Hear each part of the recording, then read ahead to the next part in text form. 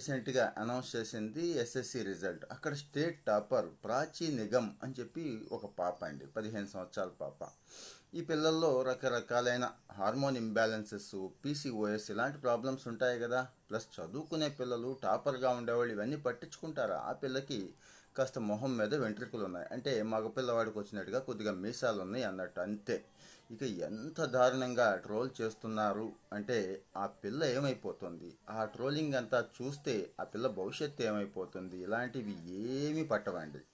మరి అదే పిల్ల మన తమ్ముడో, చెల్లో, లేకపోతే మన ఇంట్లో మన పాపో, మన దగ్గర వాళ్ళు అయితే ఇలా చేస్తామా? వీళ్ళకి విరుగుడుగా ఏం చేస్తున్నారో తెలుసా? కేరళ ఒక అమ్మాయి, పంజాబ్కి సంబంధించిన ఒక అమ్మాయి, వాళ్ళకి ఇంకా ఎక్కువ ఉన్నాయండి. వాళ్ళు దాన్నే పెట్టుకొని ఏం చేసుకుంటారో చేసుకోండిరా అని చెప్పి సోషల్ మీడియాలో ఈరోజైతే సెలబ్రిటీస్ అయిపోయారండి. అంత గుండె ధైర్యం కూడా మన వాళ్ళకు ఉండటం మంచిదే.